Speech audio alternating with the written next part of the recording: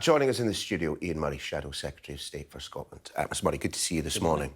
Well, let's start with the Northern Ireland Protocol. According to Jacob Rees-Mogg, we didn't see these problems coming. There's scope within the agreement to renegotiate. I mean, on that, he's got a point, doesn't he?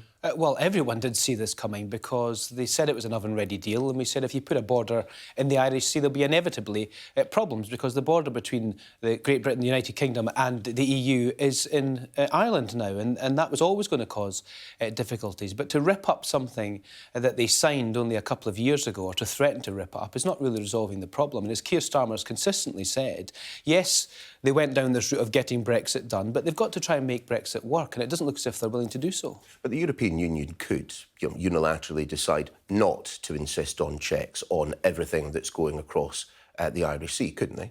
Well, they've offered various solutions already, including on veterinary passports, which the government are seemingly rejecting. So there are things on the table. This has to happen through negotiation. Our relationship post-European Union membership was never going to be a simple, straightforward one because nobody had done this before. And therefore, it takes two parties to come together to negotiate what should be a relatively simple negotiation because both parties are in roughly the same place in terms of wanting trade to happen. But just specifically, Mr Rees-Mogg is correct when he says that there is scope in what was agreed back in 2019 for aspects to be renegotiated. Well, let's have it done then. Let's get the European Union and the UK government together. But it seems to me that this current government are more interested in picking fights with the EU rather than trying to resolve it. And the only people that suffer here are the people of Northern Ireland because they're in a situation now where they're stuck with this border in the Irish Sea, a UK government threatening the EU with ripping up the protocol and the EU threatening a trade war. Can you imagine what would happen to the cost of living crisis in Northern Ireland had we ended up in a trade war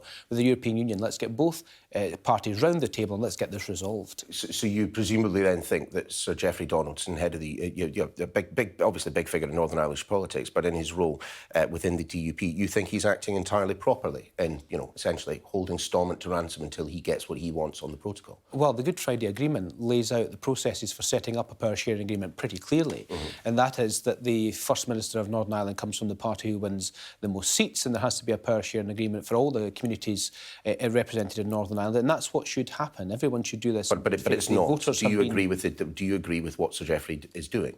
No, absolutely not. I mean, it's quite clear that the power-sharing agreement has to be put in place. The Good Friday Agreement is clear about what should happen. That has endured now since it was signed back in the mid-1990s, so therefore that has to be followed through. We want to see all communities represented in a power-sharing agreement. We want Stormont to work, and that has to come together. To hold any side to ransom in these kinds of talks just makes things much more difficult. People have to come together and find solutions to these issues. The problem is that we have had decade after decade of suggesting that people need to come together in Northern Ireland. We had a functioning Stormont for a good length of time. It's difficult to see a way back to having a functional Stormont, a functional Northern Ireland Assembly, absent the government doing the unthinkable, in your mind, and actually sorting out the problems that there are with the protocol in the short-term future. It's not going to happen. But that has to happen. That's the only option that's on the table because the Good Friday Agreement sets out quite clearly both the legal and political and constitutional ways in which Northern Ireland Assembly comes together. That's now not happening because one party to that agreement's decided not to play ball. Now, we've got the election of Speaker today. We'll see whether or not the DUP actually vote for that Speaker. Well, we've heard from Sir Geoffrey this morning that they will not be participating. Well, if they don't participate, then the Northern Ireland Assembly therefore can't progress in the way in which it should, and therefore we'll be back in another election again. The people of Northern Ireland have voted. That's the way they have voted. We should respect that. And the key thing about the Good Friday Agreement is all communities have to be represented in Stormont. That's the way it has to work in order to keep those voices together, to keep peace in Northern Ireland and to keep Northern Ireland functioning as a democratic party, democratic state. How sanguine, how comfortable are you with Sinn Féin, a nationalist party, a party that overtly wants to see the reunification of Ireland? It is the largest party in Stormont right now. Well, that's what the people of Northern Ireland have voted for. We need to respect that vote. Yeah, but you can tell me how comfortable or otherwise you feel about it. Well, I think we're all uncomfortable with the situation in Northern Ireland in terms of what's happening with the protocol, in terms of what's happening with the standoff that's threatening the Good Friday Agreement. Everyone said, and there'll be column inches, the length of Northern Ireland and broadcast packages out there that shows that everyone said that what was being proposed in terms of the protocol may threaten the Good Friday Agreement. Now, what we're seeing now is the Good Friday Agreement being challenged because those steps to put in place a government are not being followed through. And therefore, everything that was said about the Good Friday Agreement now seems to be coming to pass. It's really incumbent on the parties in Northern Ireland and the UK government to come together and resolve these problems. What about the big kind of government announcement, or actually pre-announcement would be better, given that there aren't very many details about it, that we will, within a couple of years, see a fifth of the Civil Service axed? What's your view?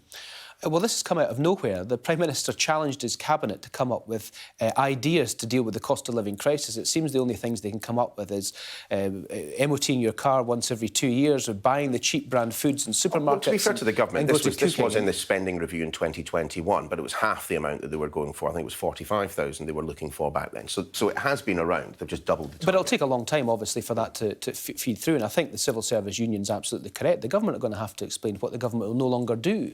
And you don't have to look very far to see there's huge problems in the Passport Office. Every MP's inbox will be full of that at the moment. The DVLA has huge problems. There's problems in the Home Office, processing visa and asylum applications. Every single department has huge pressures on it. So they'll have to explain what this means and what it will mean for government and the civil service. They say 38,000 leave the civil service every year. That plus a hiring freeze, job done. Yes, but there's still a consequence of what the government has to be able to achieve and has to be able to do. You can't just look at this as a number and say, well, the government will stop doing X, Y and Z. They have to lay out what that actually means. And don't forget, it is saving £3.5 billion, according to the government's figures, but they're wasted £4.3 billion on writing off in fraud. There was tens of billions wasted in terms of COVID and PPE contracts. So this is a government of wastage. And now they're turning to the civil service, who keep the government operating, to say that they're going to take the hit. £3.5 billion. I mean, it's a lot of money. Well, Rachel Reeves, the Shadow Chancellor, set out that a future Labour government would have an Office of Value for Money and look at every single penny of government spending to make sure it's efficient and make sure it's doing what it needs to do in terms of delivering for the public. That's a very key policy of a future Labour government. But it seems to me that this government at this moment are just flailing around, looking for anything to try and resolve the cost of living crisis. And frankly, the bottom line of all that is they're doing very little. And people are seeing those huge bills. They're seeing a massive tax hike from this government, and they're wondering what the government are going to do to try and help them pay their bills. Just before we let you go, just a word on Evgeny Lebedev, or Lord Lebedev as I should call him. Despite the instruction from the House of Commons, the government is not going to be releasing that information. What can the House of Commons do about that? Well, Parliament has voted for that information to be released, and the government are refusing to release it. This is mired in a whole host of cronyism, and the public will be cynical about why the government aren't releasing that information when the Parliament has voted for it to be released. This is a huge issue in terms of the credibility of the Prime Minister. He had national security advice on Lord Lebedev. Well, we'll just need to bring it back to Parliament. We will vote again to try and get this information released, and I think maybe the Speaker of the House of Commons should take a role here in saying to the government, look, there's been a democratic vote in Parliament, you've been asked to do something, you're not doing it. The public will come to the conclusion, if they won't give us this information and release this information, then they've got something to hide. We quite clearly think there is something to hide, and the public deserve the truth. Yeah, I suspect the Speaker may well be getting dragged into this a little bit later on today. Ian Murray, great to have you in the studio. Thanks for being with us.